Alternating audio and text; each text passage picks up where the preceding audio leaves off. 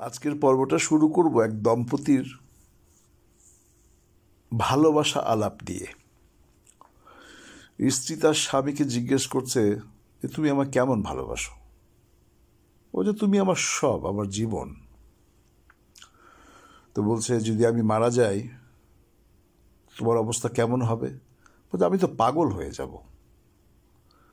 তখন স্ত্রী তো মহিলা মানুষ একটু থেমে বলছে, প্রথমে খুশি হয়ে গেছিল এত ভালোবাসে স্বামী আমায়, একটু পজ নিয়ে বলছে তো তুমি কি আবার বিয়ে টিয়ে করবে। তখন স্বামী মুচকি হেসে বলছে পাগলে কি করে কোনো গ্যারান্টি কি আছে নাকি। গল্পটার চরিত্রগুলো আর অনুভূতিগুলোকে একটু বদলে বাংলাদেশের রাজনীতি, রাজনৈতিক দল আর সাধারণ জনগণে যদি বন্টন করে দাও, আমার গল্পটার অর্থটা তোমরা বুঝে যাবে যারা শুনছ। বুদ্ধিমান লোকদের জন্য বেশি কথা বলতে হয় না। আজকে বাংলাদেশের রাজনীতিতে আমূল পরিবর্তন, ছাত্র জনতার বিশাল জয়। আমি নিজে কিছুদিন আগে বলেছি যে এই জয়টা ৭১-এর জয়ের চাইতে বড়।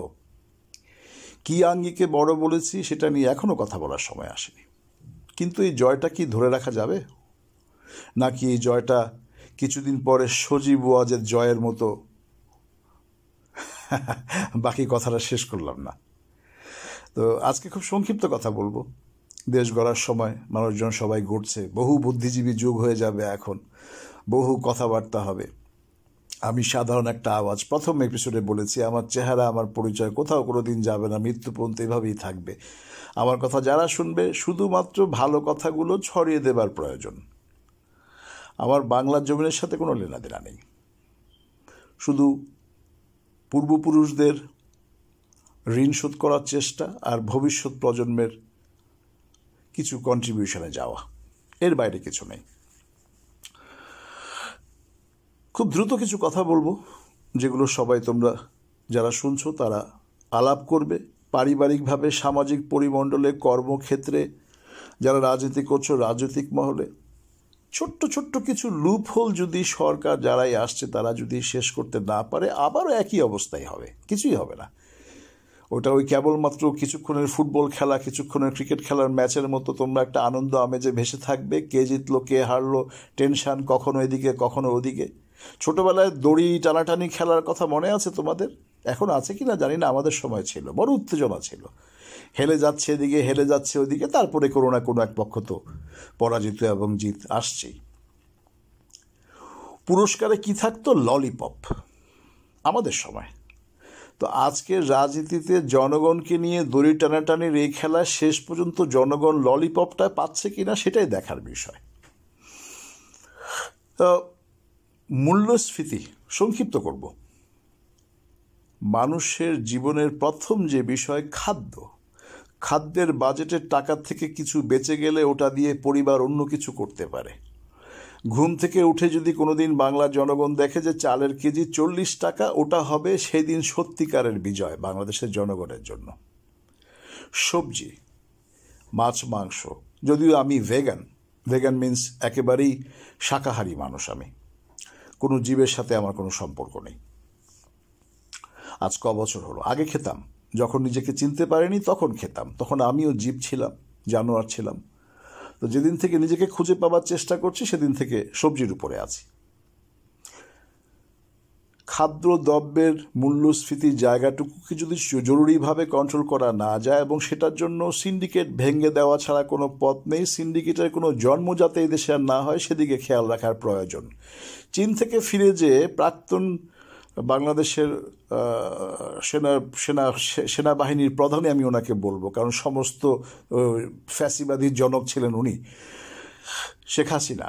ওনার সাথে বক্তব্য বিনিময়ে এক ভদ্রলোক বলছিল যে বাণিজ্য মন্ত্রীর জন্য আমরা এই সিন্ডিকেট নিয়ে কথা বলতে পারি না। তখন উনি বলছিল কে বলেছে সিন্ডিকেটের কথা? ভদ্রলোক আবার বলছে যে বাণিজ্য মন্ত্রী। তখন সে বলছিল যে বাণিজ্য মন্ত্রীকে আমি ধরবো তো।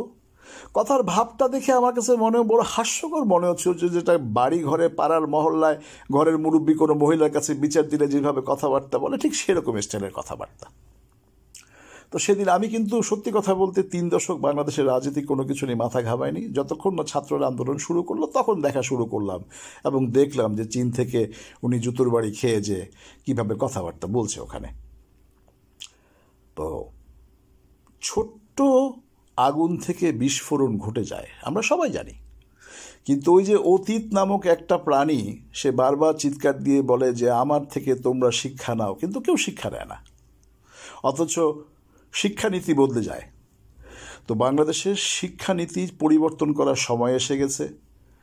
পরীক্ষাবিহীন পড়ালেখা জাতিকে ধ্বংস করার জন্য তাদের যে অপচেষ্টা, এটা বন্ধ করার সময় এসে গেছে। পুরনো ইতিহাস নতুন করে ঢুকাবার সময় এসে গেছে। এই জিনিসগুলো তোমরা আলাপ করবে, সব জায়গাতে আলাপ করবে।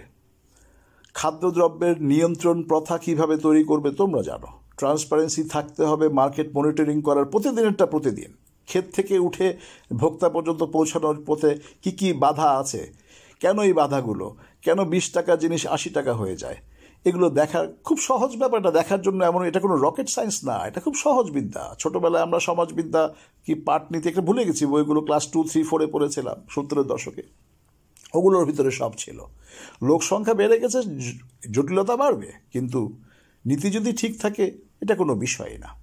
আরেকটা জটিল জায়গা সেটা হচ্ছে এই যে মাফিয়ারা, সচিব আমলা এবং এদের সাথে কিছু শিল্প গোষ্ঠী নামে কিছু কোম্পানি, যেমন Bashundhara, S Alam, summit, construction জগতে মোমেন গ্রুপ, তারপরে বিখ্যাত চোর, আমি জানি না বাঙালি জনতার কি বুদ্ধিভ্রষ্ট, আমি অনেকের মুখে শুনেছি, দরবেশ। আমি জিজ্ঞেস করি ভাই দরবেশটাকে, কেন সালমান এফ রহমান। আমার মন চাচ্ছিল যে আমি হয় নিজের মুখে নিজে একটা থুতু মারি, আনিলে যে বলছিল তার মুখে একটা চড় মারি। লজ্জাকর একটা জাতি আমরা, না? একটা চোরকে, একটা ডাকাতকে, একটা দস্যুকে আমরা হিরো বানিয়ে দিই। আনন্দিত হওয়ার আগে নিজেদের প্রত্যেকের চেহারা আয়নায় দেখা উচিত, এবং বংশ সহ, যে আসলে আমরা কতটা সৎ। তো এই লোকগুলোকে ক্লোজ করা, চিন্তা করা দরকার। এদের শিল্প প্রতিষ্ঠান আছে ঠিক আছে, কিন্তু যতটুকু থাকার প্রয়োজন ততটুকু থাকবে। উদ্বৃত্ত জিনিসগুলো কোত্থেকে আসলো? ভূমি দস্যু খালি পেপারেই শুনলাম, অথচ যখন তুমি যাবে ফিজিক্যালি তখন তুমি দেখবে, সবাই জানি আমরা, কিন্তু কোনো অ্যাকশন নেই। কারণ কি বুঝতে হবে। পুলিশ সিস্টেমটাকে যদি রাজনীতির থেকে দূরে রাখা না যায় এই দেশে কিছুই হবে না। আবারও সেই ওই যে একজন যাচ্ছেন একজন আসতেছেন, পথে পথে দেখা হবে, তারা হাই হ্যালো করবে যে আমি 18 বছর খেয়ে গেলাম, তুমি এবার কত বছর খাবে তুমি জানো।